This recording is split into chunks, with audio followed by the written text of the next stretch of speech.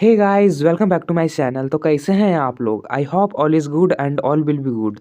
UP police home guard की GK GS classes में आपका स्वागत है। आज के इस वीडियो में आपके लिए लेकर आया हूं यूपी होमगार्ड के एग्जाम के लिए मोस्ट इंपॉर्टेंट क्वेश्चन। इसलिए एक भी क्वेश्चन मिस नहीं कीजिएगा, वीडियो पे एंड तक बने रहिएगा। और चैनल पर नए हो तो सब्सक्राइब और एक लाइक जरूर कीजिएगा और अपने दोस्तों के साथ भी शेयर कर दें ताकि उनका तैयारी बेहतर हो। तो बिना देर के आपका पहला प्रश्न शुरू करते हैं।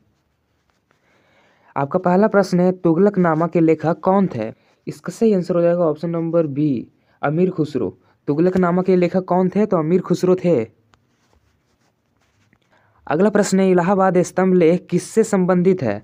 ऑप्शन है चंद्रगुप्त मौर्य से, समुद्रगुप्त से, अशोक से या फिर हर्षवर्धन से। इसका सही आंसर हो जाएगा ऑप्शन नंबर बी, समुद्रगुप्त से। अगला प्रश्न है, रॉलेट एक्ट किस वर्ष हुआ? इसका सही आंसर हो जाएगा ऑप्शन नंबर सी, 1919 को। रॉलेट एक्ट किस वर्ष हुआ? तो 1919 को हुआ। अगला प्रश्न है, चोरी चौरा कांड कब हुआ था? ऑप्शन है 1920 को, 1921 को, 1922 को या फिर 1923 को। इसका सही आंसर हो जाएगा ऑप्शन नंबर सी, 1922 को। 4 फरवरी 1922 को चोरी चौरा कांड हुआ था। याद में रख लीजिएगा, इंपॉर्टेंट क्वेश्चन हो सकते हैं आपके एग्जाम के लिए। चोरी चौरा कांड कब हुआ था? तो 1922 को हुआ था, 4 फरवरी 1922 को। अगला प्रश्न है, साइमन कमीशन भारत कब आया? ऑप्शन है 1925 को, 1927 को, 1928 को या फिर 1929 को। इसका सही आंसर हो जाएगा ऑप्शन नंबर सी, 1928 को। साइमन कमीशन भारत कब आया? तो 1928 को आया। अगला प्रश्न है, बिहार का केसरिया स्तूप किस काल का है? ऑप्शन है मौर्य काल का, गुप्त काल का, कुषाण काल का या फिर पाल काल का। इस सवाल का जवाब आप कमेंट में देकर बताइए। बिहार का केसरिया स्तूप किस काल का है? कमेंट में देकर जरूर बताइएगा। अगला प्रश्न है, भारत में पहली महिला राज्यपाल कौन बनी? ऑप्शन है विजय लक्ष्मी पंडित, सरोजनी नायडू, इंदिरा गांधी या फिर प्रतिभा पाटिल। इसका सही आंसर हो जाएगा option number B, Sarojini Naidu. Bharat में पहली महिला राज्यपाल कौन बनी? तो सरोजनी नायडू बनी थी। याद में रख लीजिएगा, इंपॉर्टेंट हो सकते हैं आपके एग्जाम के लिए। अगला प्रश्न है, भारत का सबसे वर्षा वाला स्थान कौन सा है? इसका सही आंसर हो जाएगा option number C, Mawsynram. Mawsynram Bharat का सबसे वर्षा वाला स्थान है। अगला प्रश्न है, हिमालय का प्रवेश द्वार किसे कहा जाता है? ऑप्शन है हरिद्वार को, देहरादून को, ऋषिकेश को या फिर नैनीताल को। इसका सही आंसर हो जाएगा ऑप्शन नंबर सी, ऋषिकेश को। हिमालय का प्रवेश द्वार किससे कहा जाता है? तो ऋषिकेश को कहा जाता है। अगला प्रश्न है, विश्व की सबसे बड़ी खाड़ी कौन सी है? ऑप्शन है फारस की खाड़ी, हडसन की खाड़ी, मैक्सिको की खाड़ी या फिर बंगाल की खाड़ी। तो इसका सही आंसर हो जाएगा ऑप्शन नंबर डी, बंगाल की खाड़ी। विश्व की सबसे बड़ी खाड़ी कौन सी है? तो बंगाल की खाड़ी है। याद में रख लीजिएगा, इंपॉर्टेंट क्वेश्चन हो सकते हैं आपके एग्जाम के लिए। अगला प्रश्न है, भारतीय मानसून का मुख्य कारण क्या है? ऑप्शन है पृथ्वी का घूर्णन, तापमान में अंतर, ज्वालामुखी या फिर महासागरीय धाराएं। तो इसका सही आंसर हो जाएगा ऑप्शन नंबर बी, तापमान में अंतर। भारतीय मानसून का मुख्य कारण क्या है? तो तापमान में अंतर है। अगला प्रश्न है, भारत में सबसे अधिक भूजल किस राज्य में है? ऑप्शन है पंजाब राज्य में, उत्तर प्रदेश राज्य में, राजस्थान राज्य में या फिर गुजरात राज्य में। तो इसका सही आंसर हो जाएगा ऑप्शन नंबर ए, पंजाब राज्य में। भारत में सबसे अधिक भूजल किस राज्य में है? तो पंजाब राज्य में है। अगला प्रश्न है, ग्रेट विक्टोरिया डेजर्ट कहाँ स्थित है? ऑप्शन है अफ्रीका में, ऑस्ट्रेलिया में, एशिया में या फिर अमेरिका में। इसका सही आंसर हो जाएगा ऑप्शन नंबर बी, ऑस्ट्रेलिया में। ग्रेट विक्टोरिया डेजर्ट कहाँ स्थित है? तो ऑस्ट्रेलिया में स्थित है। अगला प्रश्न है, समुद्रगुप्त को किसने भारत का नेपोलियन कहा था? तो इसका सही आंसर हो जाएगा option number B, B A Smith ने। बी ए स्मिथ ने समुद्रगुप्त को भारत का नेपोलियन कहा था। याद में रख लीजिएगा, वेरी वेरी इंपॉर्टेंट क्वेश्चन है। अगला प्रश्न है, पानीपत की तीसरी लड़ाई कब हुई? ऑप्शन है 1757 को, 1761 को, 1772 को या फिर 1780 को। तो इसका सही आंसर हो जाएगा ऑप्शन नंबर बी, 1761 को। पानीपत की तीसरी लड़ाई कब हुई थी? तो 1761 को। अगला प्रश्न है, अष्ट अध्याय के लेखक कौन है? ऑप्शन है पतंजलि, पाणिनि, चरक या फिर नारद। इसका सही आंसर हो जाएगा ऑप्शन नंबर बी, पाणिनि। अष्ट अध्याय के लेखक कौन है? तो पाणिनि है। अगला प्रश्न है, भारत में लौह अयस्क का सबसे बड़ा भंडार कहाँ है? ऑप्शन है छत्तीसगढ़ में, कर्नाटक में, झारखंड में या फिर ओडिशा में। इसका सही आंसर हो जाएगा ऑप्शन नंबर डी, ओडिशा में। भारत में लौह अयस्क का सबसे बड़ा भंडार कहाँ है? तो ओडिशा में है। अगला प्रश्न है, ग्रेट बैरियर रीफ कहाँ स्थित है? ऑप्शन है ऑस्ट्रेलिया में, जापान में, फिलीपींस में या फिर इंडोनेशिया में। तो इसका सही आंसर हो जाएगा ऑप्शन नंबर ए, ऑस्ट्रेलिया में। ग्रेट बैरियर रीफ कहाँ स्थित है? तो ऑस्ट्रेलिया में स्थित है। अगला प्रश्न है, भारत का सबसे लंबा राष्ट्रीय जल मार्ग किस नदी पर है? ऑप्शन है ब्रह्मपुत्र नदी पर, गंगा नदी पर, गोदावरी नदी पर या फिर कृष्णा नदी पर। इसका सही आंसर हो जाएगा ऑप्शन नंबर बी, गंगा नदी पर। भारत का सबसे लंबा राष्ट्रीय जल मार्ग किस नदी पर है? तो गंगा नदी पर है। याद में रख लीजिएगा, इंपॉर्टेंट क्वेश्चन हो सकते हैं आपके एग्जाम के लिए। अगला प्रश्न है, डेल्टा का निर्माण किस प्रक्रिया से होता है? ऑप्शन है अपरदन प्रक्रिया से, अपक्षय प्रक्रिया से, निक्षेपण प्रक्रिया से या फिर भ्रंशन प्रक्रिया से। इसका सही आंसर हो जाएगा ऑप्शन नंबर सी, निक्षेपण प्रक्रिया से। डेल्टा का निर्माण किस प्रक्रिया से होता है? तो निक्षेपण प्रक्रिया से होता है। अगला प्रश्न है, येलो रिवर किस देश की नदी है? ऑप्शन है जापान देश की, चीन देश की, कोरिया देश की या फिर रूस देश की। इसका सही आंसर हो जाएगा ऑप्शन नंबर बी, चीन देश की। येलो रिवर किस देश की नदी है? तो चीन देश की नदी है। अगला प्रश्न है, अशोक ने कलिंग युद्ध के बाद किस धर्म को अपनाया था? ऑप्शन है जैन धर्म को, बौद्ध धर्म को, वैदिक धर्म को या फिर शैव धर्म को। इसका सही आंसर हो जाएगा ऑप्शन नंबर बी, बौद्ध धर्म को। अशोक ने कलिंग युद्ध के बाद किस धर्म को अपनाया? तो बौद्ध धर्म को अपनाया। अगला प्रश्न है, अयोध्या विवाद का संबंध किस काल से है? ऑप्शन है वैदिक काल से, गुप्त काल से, मुगल काल से या फिर आधुनिक काल से। इसका सही आंसर हो जाएगा ऑप्शन नंबर सी, मुगल काल से। अयोध्या विवाद का संबंध किस काल से है? तो मुगल काल से है। अगला प्रश्न है, रजिया सुल्तान किस वंश की शासिका थी? ऑप्शन है खिलजी वंश की, तुगलक वंश की, गुलाम वंश की या फिर लोदी वंश की। तो इसका सही आंसर हो जाएगा ऑप्शन नंबर सी, गुलाम वंश की। रजिया सुल्तान किस वंश की शासिका थी? तो गुलाम वंश की शासिका थी। अगला प्रश्न है, खजुराहो मंदिर किस वंश ने बनवाया है? ऑप्शन है गुप्त वंश ने, चंदेल वंश ने, प्रतिहार वंश ने या फिर पाल वंश ने। तो इसका सही आंसर हो जाएगा ऑप्शन नंबर बी, चंदेल वंश ने। चंदेल वंश ने खजुराहो मंदिर बनवाए थे। अगला प्रश्न है, सुभाष चंद्र बोस ने आज़ाद हिंद फौज की स्थापना कहाँ की? ऑप्शन है टोक्यो में, बर्लिन में, सिंगापुर में या फिर रंगून में। तो इसका सही आंसर हो जाएगा ऑप्शन नंबर सी, सिंगापुर में। सुभाष चंद्र बोस ने आज़ाद हिंद फौज की स्थापना कहाँ की? तो सिंगापुर में। अगला प्रश्न है, हर्षचरित के लेखक कौन है? ऑप्शन है कालिदास, वानभट्ट, विशाख दत्त या फिर भवभूति। इसका सही आंसर हो जाएगा ऑप्शन नंबर बी, वानभट्ट। वानभट्ट हर्षचरित के लेखक थे।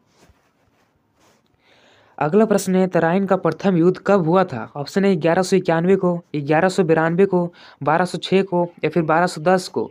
इसका सही आंसर हो जाएगा ऑप्शन नंबर ए, 1191 को। तराइन का प्रथम युद्ध कब हुआ था? तो 1191 को हुआ था। याद में रख लीजिएगा, वेरी वेरी इंपॉर्टेंट क्वेश्चन हो सकते हैं आपके एग्जाम के लिए। अगला प्रश्न है, इलवारी वंश का अन्य नाम क्या है? ऑप्शन है तुगलक वंश, गुलाम वंश, सैयद वंश या फिर लोदी वंश। इसका सही आंसर हो जाएगा ऑप्शन नंबर बी, गुलाम वंश। इलवारी वंश का अन्य नाम क्या है? तो गुलाम वंश है। अगला प्रश्न है, भारतीय राष्ट्रीय ध्वज को संविधान सभा में कब अपनाया गया? ऑप्शन है 15 अगस्त 1947 को, 22 जुलाई 1947 को, 26 जनवरी 1950 को या फिर 2 अक्टूबर 1947 को। तो इसका सही आंसर हो जाएगा ऑप्शन नंबर बी, 22 जुलाई 1947 को। याद में रख लीजिएगा, वेरी वेरी इंपॉर्टेंट क्वेश्चन है, आपके एग्जाम में एग्जामिनर पूछ सकता है। भारतीय राष्ट्रीय ध्वज को संविधान सभा में कब अपनाया गया? तो 22 जुलाई 1947 को। अगला प्रश्न है, फोर्ट विलियम कॉलेज की स्थापना किसने की? ऑप्शन है लॉर्ड वेलेस्ली ने, लॉर्ड कर्जन ने, वॉरेन हेस्टिंग्स ने या फिर लॉर्ड डलहौजी ने। इसका सही आंसर हो जाएगा option number A, Lord Wellesley ने। लॉर्ड वेलेस्ली ने फोर्ट विलियम कॉलेज की स्थापना की। अगला प्रश्न है, दिन ए इलाही किसने प्रारंभ किया? ऑप्शन है औरंगजेब ने, अकबर ने, बाबर ने या फिर जहांगीर ने। इसका सही आंसर हो जाएगा ऑप्शन नंबर बी, अकबर ने। दीन ए इलाही किसने प्रारंभ किया? तो अकबर ने प्रारंभ किया। अगला प्रश्न है, गदर पार्टी की स्थापना कहाँ हुई? ऑप्शन है भारत में, इंग्लैंड में, कनाडा में या फिर अमेरिका में? इसका सही आंसर हो जाएगा ऑप्शन नंबर डी, अमेरिका में। गदर पार्टी की स्थापना कहाँ हुई? तो अमेरिका में हुई। अगला प्रश्न है, वेदों की संख्या कितनी है? ऑप्शन है 2, 3, 4 या फिर 5। इसका सही आंसर हो जाएगा ऑप्शन नंबर सी, 4। वेदों की संख्या कितनी है? तो 4 है। अगर आप उन चारों वेदों के नाम जानते हैं तो कमेंट में देकर जरूर बताइएगा उन चारों वेदों का नाम क्या क्या है। अगला प्रश्न है, आर्य भारत में कहाँ से आए? ऑप्शन है मध्य एशिया से, अफ्रीका से, यूरोप से या फिर चीन से। इसका सही आंसर हो जाएगा option number A, Madhya Asia से। अगला प्रश्न है, चोल वंश की राजधानी कहाँ थी? इसका सही आंसर हो जाएगा option number C, Tanjore. Chola वंश की राजधानी कहाँ थी? तो तंजौर थी। अगला प्रश्न है, अर्जुन पुरस्कार की शुरुआत किस वर्ष हुई? ऑप्शन है 1951 को, 1958 को, 1961 को या फिर 1975 को। तो इसका सही आंसर क्या हो जाएगा? तो इसका सही आंसर हो जाएगा ऑप्शन नंबर सी, 1961 को। अर्जुन पुरस्कार की शुरुआत किस वर्ष हुई? तो 1961 वर्ष को हुई। अगला प्रश्न है, दिल्ली सल्तनत की स्थापना किसने की? ऑप्शन है मोहम्मद घोरी ने, इल्तुतमिश ने, कुतुबुद्दीन ऐबक ने या फिर बलबन ने। इसका सही आंसर हो जाएगा option number C, Qutbuddin Aibak ने। दिल्ली सल्तनत की स्थापना किसने की? तो कुतुबुद्दीन ऐबक ने। अगला प्रश्न है, मेहरगढ़ सभ्यता किस नदी के किनारे थी? ऑप्शन है सिंधु नदी के किनारे, रावी नदी के किनारे, बोलन नदी के किनारे या फिर सतलुज नदी के किनारे। इसका सही आंसर हो जाएगा ऑप्शन नंबर सी, बोलन नदी के किनारे। मेहरगढ़ सभ्यता किस नदी के किनारे थी? तो बोलन नदी के किनारे। याद में रख लीजिएगा, इंपॉर्टेंट क्वेश्चन है, आपके एग्जाम में पूछे जा सकते हैं। अगला प्रश्न है, बक्सर का युद्ध कब हुआ था? ऑप्शन है 1757 को, 1764 को, 1771 को या फिर 1782 को। इसका सही आंसर हो जाएगा ऑप्शन नंबर बी, 1764 को। बक्सर का युद्ध कब हुआ था? तो 1764 को हुआ था। अगला प्रश्न है, खिलाफत आंदोलन किसके समर्थन में हुआ? इसका सही आंसर हो जाएगा ऑप्शन नंबर ए, तुर्की के खलीफा के समर्थन में खिलाफत आंदोलन हुआ था। याद में रख लीजिएगा, वेरी वेरी इंपॉर्टेंट क्वेश्चन है, आपके एग्जाम में पूछे जा सकते हैं। खिलाफत आंदोलन किसके समर्थन में हुआ? तो तुर्की के खलीफा के समर्थन में। अगला प्रश्न है, स्वदेशी आंदोलन की शुरुआत कब हुई? ऑप्शन है 1905 को, 1911 को, 1920 को या फिर 1930 को। इसका सही आंसर हो जाएगा ऑप्शन नंबर ए, 1905 को। 7 अगस्त 1905 को स्वदेशी आंदोलन की शुरुआत हुई। याद में रख लीजिएगा, ये भी इंपॉर्टेंट क्वेश्चन है। स्वदेशी आंदोलन की शुरुआत कब हुई? तो 7 अगस्त 1905 को। अगला प्रश्न है, साइलेंट वैली किस राज्य में स्थित है? ऑप्शन है कर्नाटक राज्य में, तमिलनाडु राज्य में, केरल राज्य में या फिर असम राज्य में। इसका सही आंसर हो जाएगा ऑप्शन नंबर सी, केरल राज्य में। साइलेंट वैली किस राज्य में स्थित है? तो केरल राज्य में। अगला प्रश्न है, पृथ्वी का सबसे गर्म स्थान कौन सा है? ऑप्शन है सहारा मरुस्थल, डेथ वैली, अटाकामा मरुस्थल या फिर लूट रेगिस्तान। इसका सही आंसर हो जाएगा option number B, death valley. Death valley पृथ्वी का सबसे गर्म स्थान है। अगला प्रश्न है, रेगिस्तान में मिलने वाली काली मिट्टी को क्या कहते हैं? इसका सही आंसर हो जाएगा ऑप्शन नंबर डी, रेतीली मिट्टी। रेगिस्तान में मिलने वाली काली मिट्टी को रेतीली मिट्टी कहते हैं। अगला प्रश्न है, रेड सी किस महासागर से जुड़ी है? ऑप्शन है प्रशांत महासागर से, अंटार्कटिका से या फिर अटलांटिक से। इसका सही आंसर हो जाएगा ऑप्शन नंबर सी, हिंद महासागर से। रेड सी किस महासागर से जुड़ी है? तो हिंद महासागर से जुड़ी है।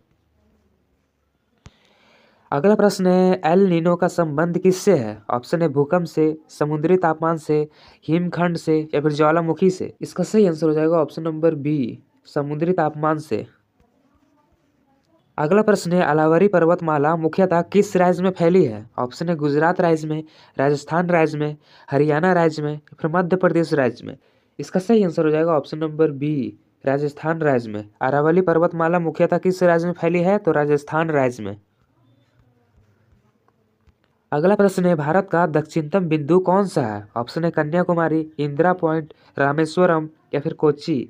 इसका सही आंसर हो जाएगा option number A, Kanyakumari. Kanyakumari Bharat का दक्षिणतम बिंदु है। अगला प्रश्न है, सबसे अधिक ज्वालामुखी किस महासागर के किनारे है? ऑप्शन है हिंद महासागर के किनारे, प्रशांत महासागर के किनारे, अटलांटिक महासागर के किनारे या फिर आर्कटिक महासागर के किनारे। इसका सही आंसर हो जाएगा ऑप्शन नंबर बी, प्रशांत महासागर के किनारे। सबसे अधिक ज्वालामुखी किस महासागर के किनारे है? तो प्रशांत महासागर के किनारे। अगला प्रश्न है, भारत में सबसे लंबी तट रेखा वाला राज्य है? ऑप्शन है आंध्र प्रदेश, तमिलनाडु, गुजरात या फिर महाराष्ट्र। इसका सही आंसर हो जाएगा option number C, Gujarat. Bharat में सबसे लंबी तट रेखा वाला राज्य कौन सा है? तो गुजरात है। याद में रख लीजिएगा, इंपॉर्टेंट क्वेश्चन है, आपके एग्जाम में पूछे जा सकते हैं। भारत में सबसे लंबी तट रेखा वाला राज्य कौन सा है? तो गुजरात है।